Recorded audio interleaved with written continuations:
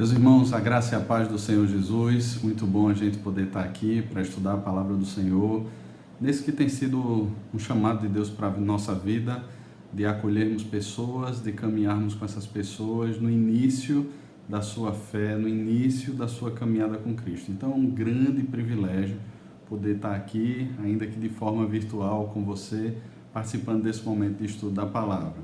A nossa intenção aqui com esse ministério é acolhermos aqueles que estão chegando na nossa igreja. Então, nós temos um segundo passo, que é a turma que está sendo preparada na escola dominical para a profissão de fé e batismo, ou então a recepção de novos membros vindos de outras confissões, de outras comunidades, de outras igrejas que não sejam presbiterianas. Já com esse ministério, Deus, como nosso pastor Sábio tem falado, ele tem tocado e tem convertido muita gente por meio dos cultos online, dos momentos de pastoreio que acontece à tarde, a 1h da tarde. Então, pessoas novas têm chegado, têm feito contato com membros aqui da igreja, e pessoas aqui da igreja têm pregado o evangelho, e muita gente tem conhecido ao Senhor Jesus. Então, literalmente, Deus está enviando para cá pessoas mesmo que Ele quis salvar. Então, qual é o nosso papel agora? O nosso papel é, à medida que essas pessoas cheguem na nossa comunidade, nós acolhermos essas pessoas, mas não é qualquer tipo de acolhimento, é da forma como o Senhor Jesus nos ensinou. Então, essa é a primeira etapa dessas pessoas na caminhada de fé aqui na igreja. A nossa proposta é, nesses encontros aqui, hoje talvez um pouco mais longo por causa dessa introdução, mas é levar ao seu coração, em pelo menos 20 ou 25 minutos, a gente pensar cada encontro nosso num capítulo do Evangelho de Marcos e percebermos ali de forma clara quais são os ensinamentos de Jesus. Então, nessa primeira etapa com esses irmãos que estão chegando na nossa igreja, esses irmãos que têm se convertido, a nossa intenção é estudar o Evangelho de Marcos com ele, que é um evangelho bem prático, é a gente estudando e apresentando o Senhor Jesus por meio do Evangelho de Marcos. Então, quero convidar aí a você, de repente, a dar uma pausa aí no vídeo, a pegar a sua Bíblia, a abrir no Evangelho de Marcos, e hoje nós veremos o capítulo 1 do Evangelho de Marcos. Abra aí a sua Bíblia. Muito bem, eu dividi aqui o Evangelho de Marcos, nesse capítulo 1, em 4 aspectos bem importantes para nós pensarmos aqui nesse primeiro estudo. Se você já teve a oportunidade, ou se agora mesmo você leu o Evangelho de Marcos, eu aconselho que você leia para facilitar o nosso tempo aqui, é um capítulo longo. Eu vou pegar com você aqui 4 aspectos que estão presentes aqui no capítulo 1, para a gente estudar esses aspectos aqui. E cada aspecto desse, que depois inclusive eu vou estar mandando para o grupo lá que foi criado no WhatsApp, de forma escrita, cada aspecto desse vai trazer para a gente pontos que são muito importantes nessa nossa caminhada, para que a gente apresente Jesus de forma clara para essas pessoas. O primeiro desses aspectos diz respeito à identidade de Cristo, e esse é um ponto muito importante. Veja comigo aí, por exemplo, a partir do versículo 7, a afirmação que João Batista faz. Ele diz assim: e João Batista pregava dizendo: após mim vem aquele que é mais poderoso do que eu, do qual não sou digno de, encurvando-me ou curvando-me, desatalhe as correias das sandálias. Eu vos batizo com água, ele, porém, vos batizará com o Espírito Santo. A gente vê aqui de forma muito clara que João sabe quem Jesus é. Na própria pregação de João Batista está contido o nome de Jesus. E ele sabe: eu não sou digno de, mesmo me curvando, desatalhe as sandálias. Eu vos batizo com água, ele vos batizará com o Espírito Santo. Então João sabe quem é Jesus. Ainda que Jesus não precise da afirmação de João dizendo quem ele é, para que de alguma forma Jesus seja quem ele de fato é, João sabe quem é Jesus. Um segundo aspecto, se você puder olhar o versículo 11, o Pai, no batismo de Jesus, ele afirma também quem é Jesus. Veja só, Jesus é batizado por João, então o versículo 11 nos diz: foi ouvida uma voz dos céus: tu és o meu filho amado, em quem me comprazo. Então, o próprio Deus, o próprio Pai, afirma quem é o Filho. Tu és o meu Filho amado em quem me comprazo. E há um terceiro aspecto bem curioso nesse texto do capítulo 1 de Marcos. Se você puder pular agora para o versículo 23, você vai ver os demônios afirmando quem é Jesus. Versículo 23 do capítulo 1 nos diz assim: Não tardou que aparecesse na sinagoga um homem possesso de espírito imundo, o qual bradou: Que temos nós contigo, Jesus Nazareno? Viesse para perder-nos? Bem sei que és o Santo de Deus. É interessante isso, porque os demônios não estão dizendo assim: olha, eu sei que expulsas, eu sei que fazes. Eles dizem: eu sei que és o Santo de Deus. E mais à frente, se você olhar agora o versículo 34, nós temos uma afirmação também dos demônios sobre Jesus. Veja só, capítulo 1, versículo 34. E ele curou muitos doentes de toda a sorte de enfermidades, também expeliu muitos demônios, não lhes permitindo que falassem, porque sabiam quem ele era. Então Jesus não permite que os demônios falem, porque estes sabiam quem ele era. Então, a gente tem aqui alguns grupos, né, se assim a gente pode considerar, afirmando quem é Jesus. O primeiro, o grupo de João, o segundo, o próprio Deus, e o terceiro agora, os demônios afirmando que conheciam, que sabem que Jesus é o Santo de Deus. Mas antes disso, Jesus não precisa de alguém que afirme ele, para que ele seja, porque ele é eternamente Deus.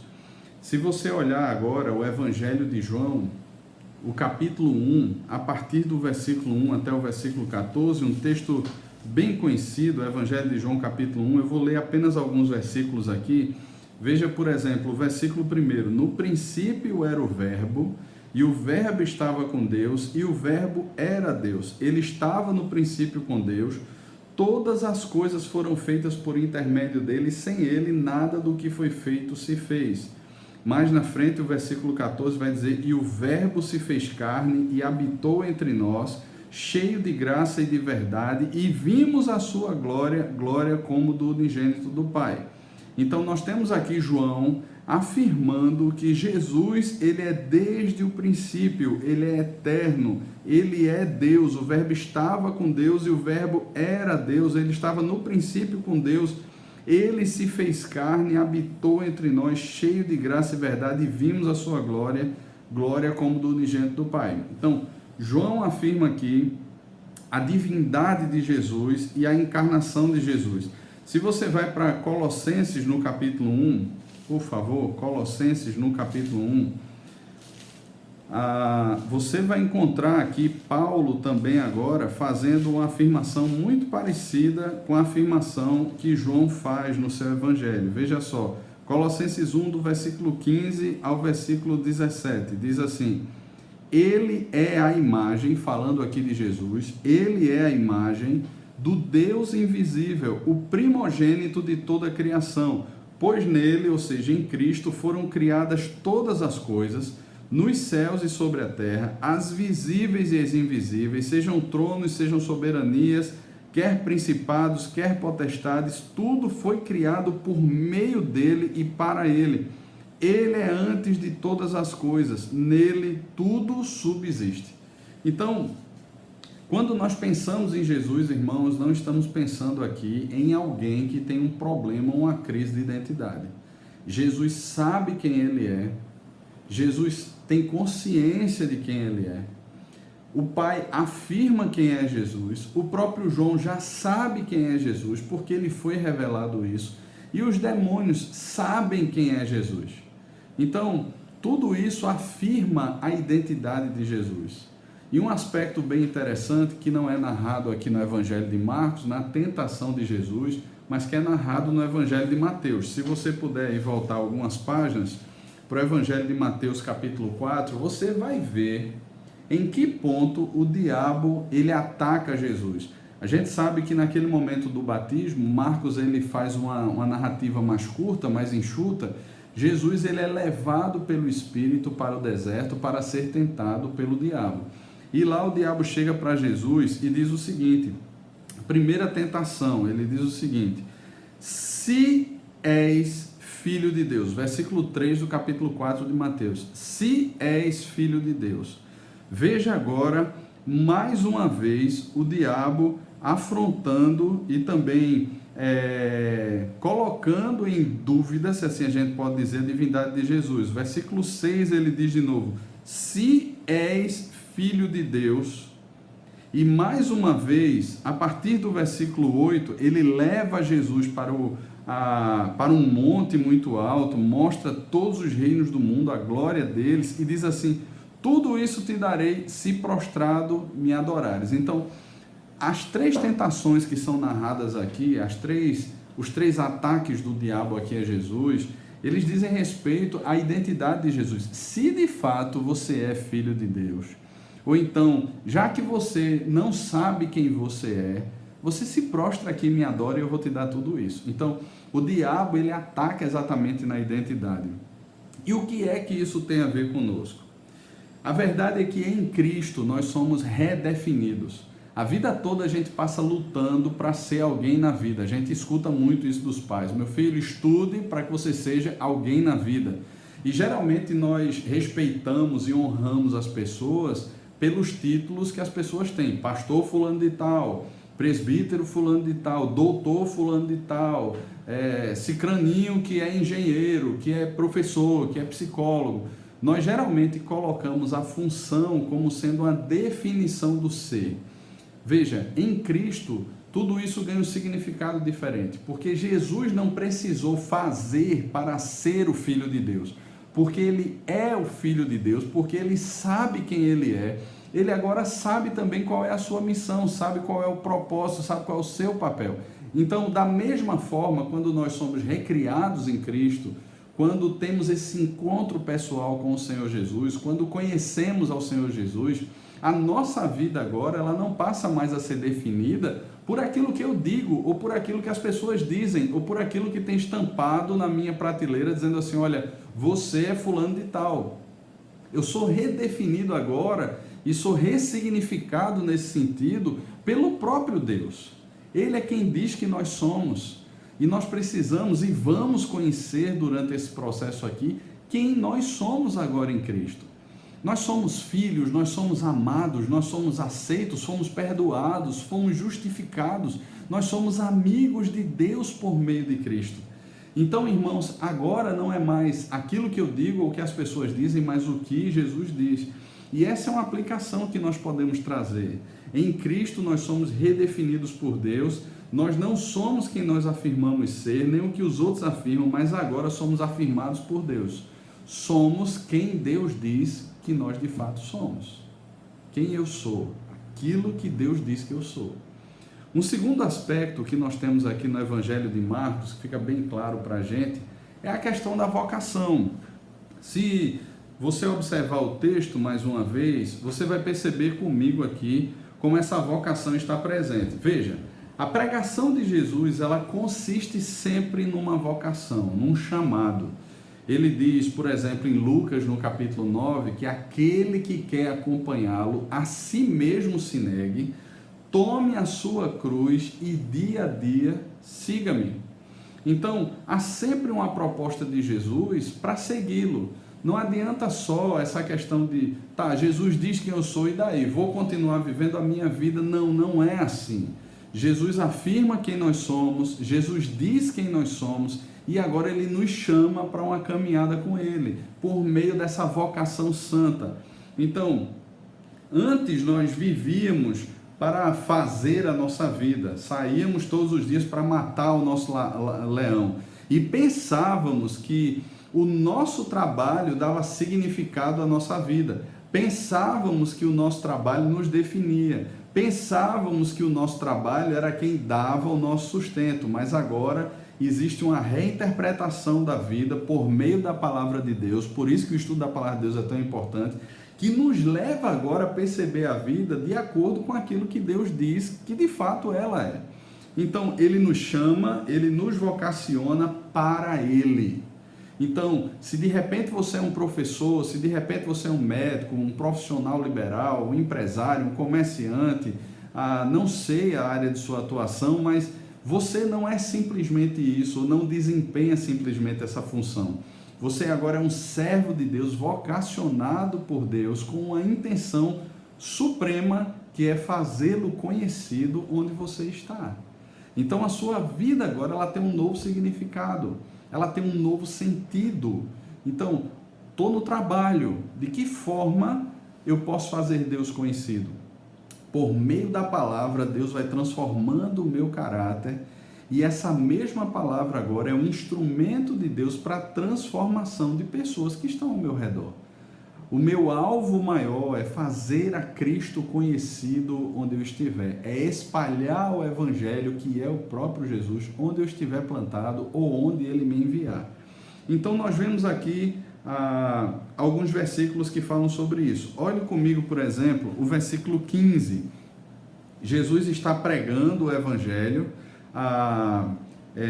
e ele afirma o seguinte: o tempo está cumprido e o reino de Deus está próximo, arrependei-vos e crede no Evangelho. Alguns aspectos aqui. Primeiro, que o tempo da visitação de Deus era exatamente aquele. Deus estava cumprindo a plenitude dos tempos. O segundo aspecto, o reino de Deus está próximo. O reino de Deus é esse domínio de Deus sobre a vida, sobre todos os homens.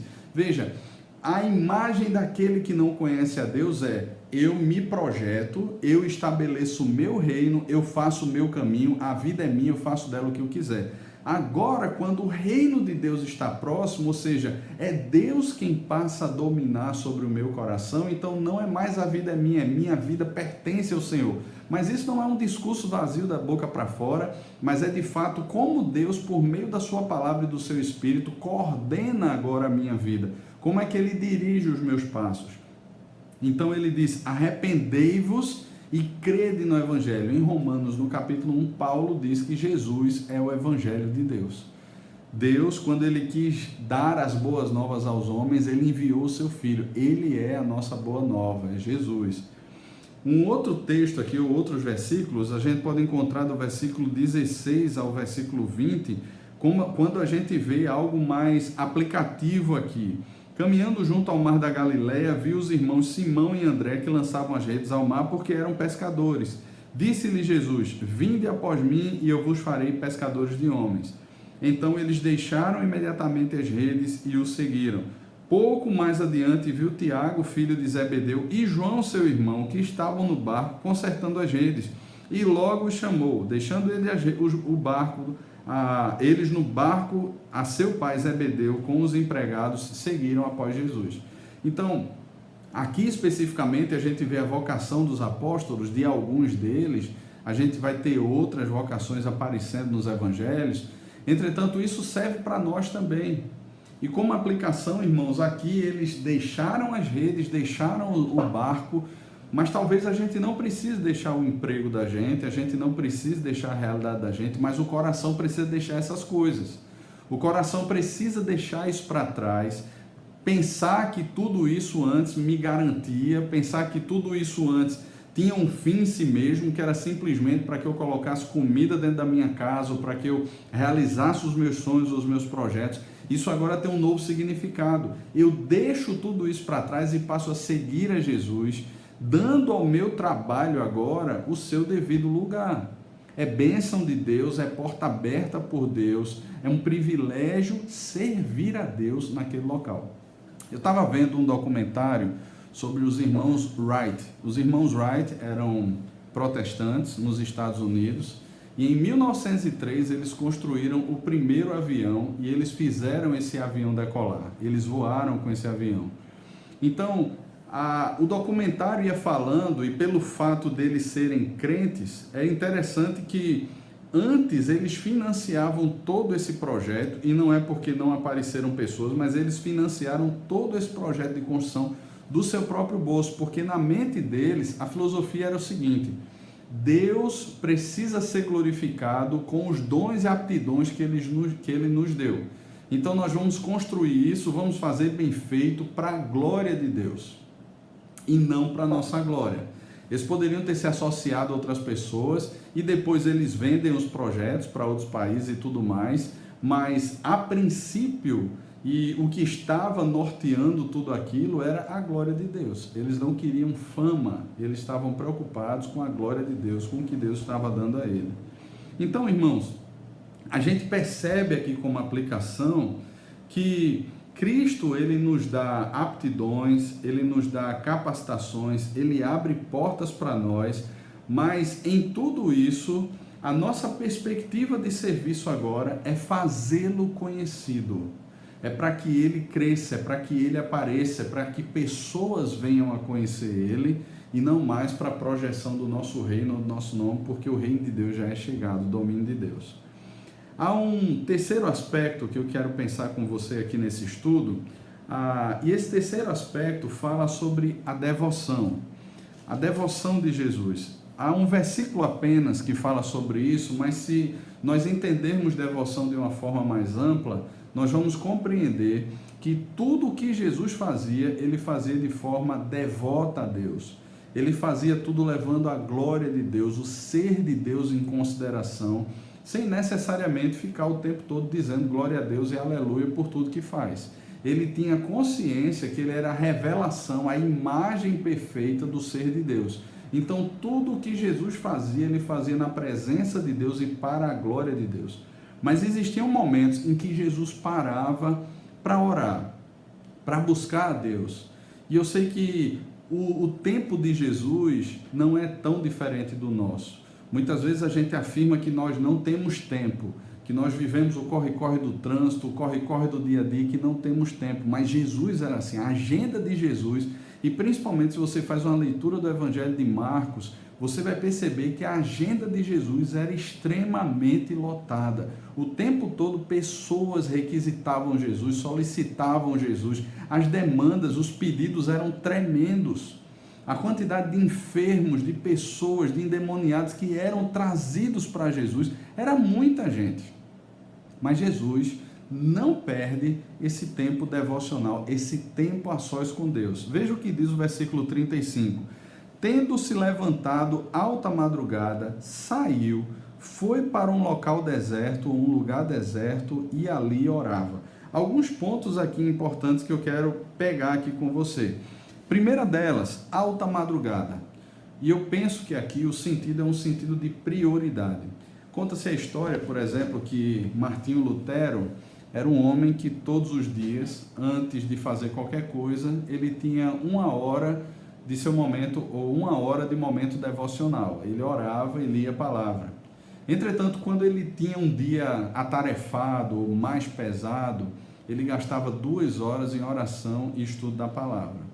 Então a gente vê que, ao contrário de subtrair, ele acrescenta, porque ele dizia que precisaria ainda mais da graça de Deus. A gente percebe Jesus aqui fazendo a mesma coisa. Ele vai para um local deserto, no início da manhã ou na alta madrugada, revelando a prioridade do seu dia qual era. Em primeiro lugar, ele passa a buscar a Deus. Depois, ele está sozinho ou ele tem um momento de solitude com Deus. É o seu momento de abrir o coração, é o seu momento a sós com Deus. E em terceiro lugar, ele ora. E sabe, irmãos, isso é um ponto que nós precisamos focar.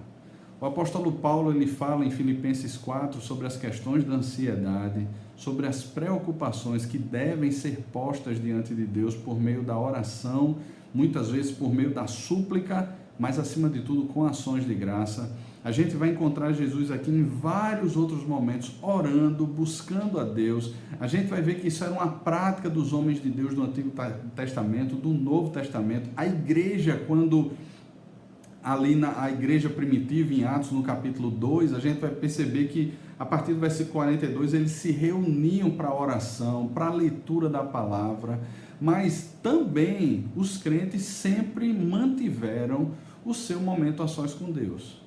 E antes de nós pensarmos que esse é um tempo pragmático, onde simplesmente eu sento ali porque eu tenho que sentar, eu oro porque eu tenho que orar e bater o meu cartão ali naquele dia, a devoção é a expressão desse gosto de vida com Deus, dos nossos afetos para com o Senhor. ter prazer em estar na presença de Deus, amar estar na presença de Deus, priorizar antes de qualquer atividade, antes de qualquer noticiário, antes de qualquer coisa, ouvir aquilo que vem do alto. Ouvir aquilo que vem do alto. Então Jesus, ele se retira e ele vai orar. E um último aspecto que está presente aqui nesse texto, eu quero pensar com os irmãos aqui, é a questão da identificação e da compaixão de Cristo.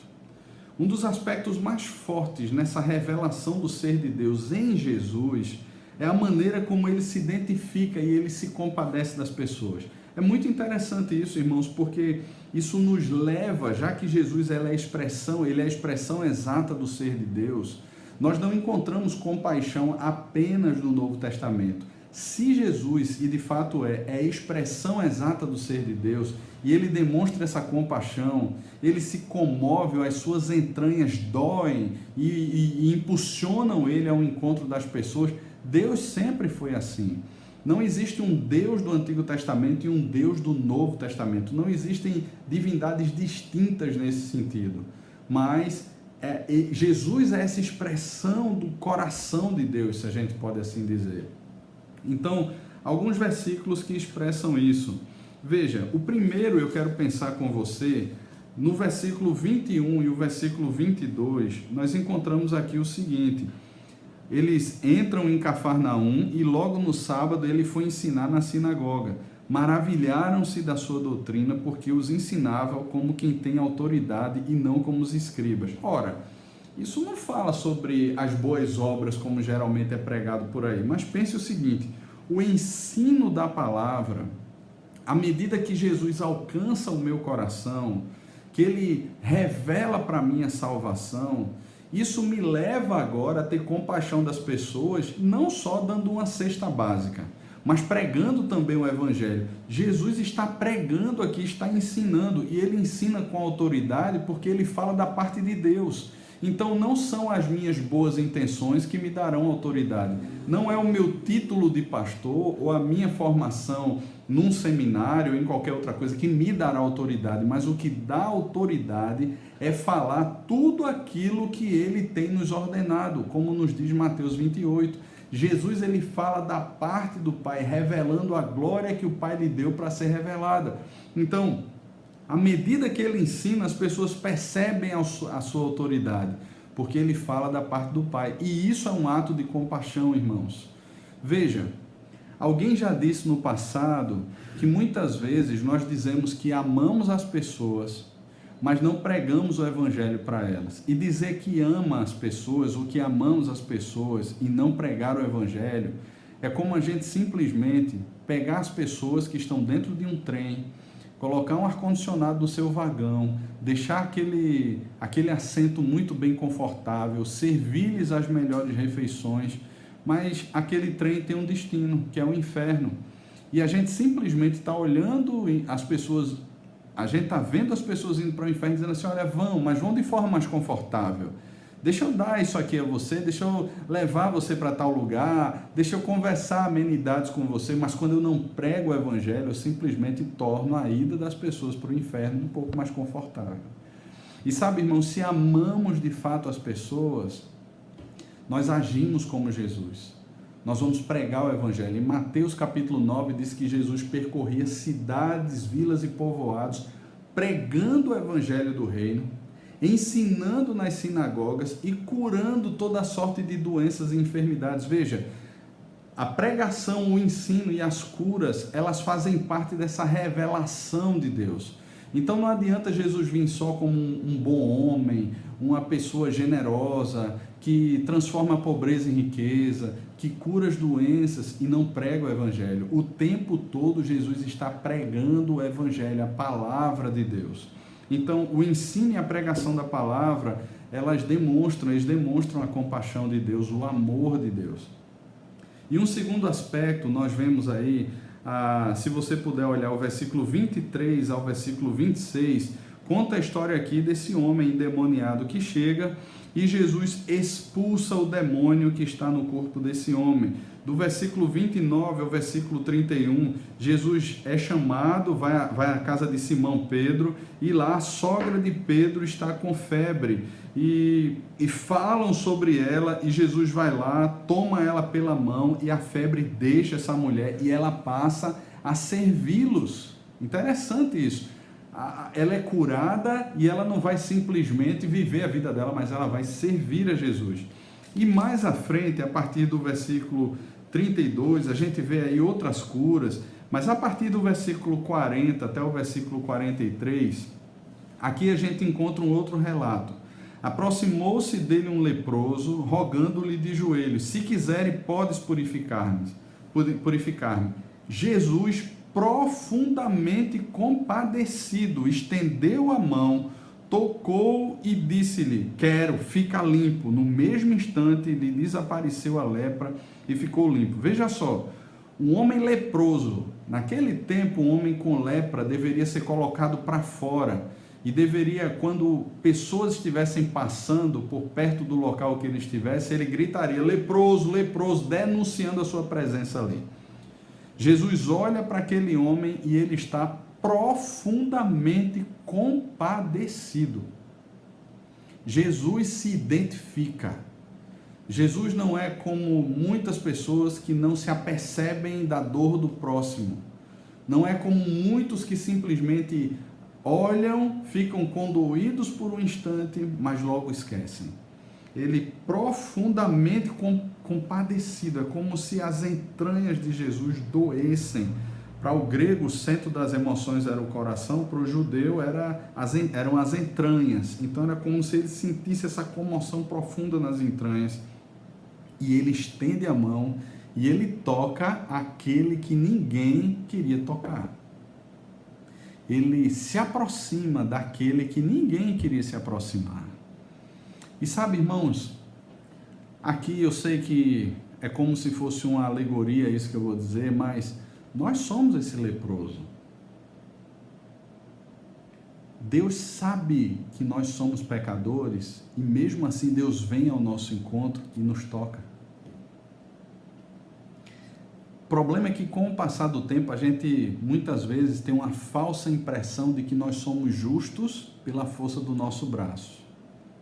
E passamos a olhar para o outro que não conhece a Cristo, que muitas vezes reclama, murmura e diz que não existe Deus, e solta um monte de impropérios, e diz até blasfêmias, e a gente fica com raiva e passa a lutar contra essas pessoas. Nos nossos dias tem acontecido muito essa guerra política também, as pessoas brigam muito mais por política. Entretanto, Jesus vai lá e toca nas pessoas. Ele se aproxima, ele se identifica, ele se compadece, ele sofre com a dor do outro. E a aplicação que eu penso aqui, irmãos, é que da mesma forma que nós fomos amados e alcançados, da mesma forma que um dia Deus teve compaixão de nós somos chamados a desenvolver essa compaixão com outras pessoas. Mas veja, isso não é... Muitas vezes isso vai ser uma disciplina no coração. A gente vai ter que disciplinar isso, vai ter que aprender esse caminho.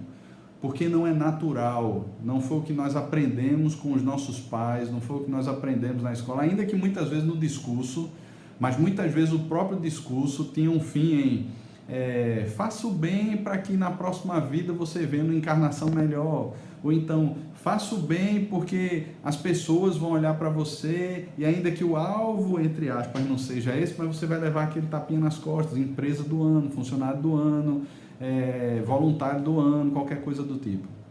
Em Cristo não é assim. João, na sua primeira carta, principalmente no capítulo 4, ele fala que nós amamos porque nós fomos amados por Ele primeiro. Então, com o mesmo amor com que Deus nos amou, nós somos chamados a amar também. Amar. A nos identificarmos com as pessoas. Nessa nova vida em Cristo, passamos a amar da mesma maneira como fomos amados por Deus. O amor, a compaixão, a identificação com o outro não acontece mais de forma egoísta, condicional. Contudo, somos introduzidos no mundo ou no reino de Deus, onde somos conduzidos a desenvolver um amor incondicional e altruísta, a olharmos para as pessoas. Então, irmãos, que Deus nos dê a graça de aprendermos com o Senhor Jesus e nessa vocação de Deus descobramos nele a nossa identidade, descobramos a forma como ele trata as pessoas, a forma como ele age e principalmente possamos crescer ainda mais na graça e no conhecimento do Senhor. Amém, irmãos? Esse estudo você pode dar com as pessoas sem necessariamente pregar como eu estou pregando ou ensinando para você. Talvez você possa abordar muito mais esses pontos e uma série de outros textos possam ser mencionados, citados, textos que Deus vá lembrando você. Então, aproveite para caminhar com pessoas novas na fé, verdinhas na fé, que Deus está levantando, que Deus está trazendo. E tenha tempo, tenha essa paixão e essa compaixão de se quedar aos pés de Jesus em devoção e ao mesmo tempo descer o monte e alcançar aqueles que precisam ser alcançados pela graça de Deus. Que Deus nos abençoe, que Ele instrua o nosso coração, que Ele nos dê da autoridade da Sua palavra e a unção do Seu Espírito para sermos instrumentos nas mãos desse Deus que é tão poderoso e que nos ama. Deus abençoe você, fique na paz do Senhor Jesus. Amém.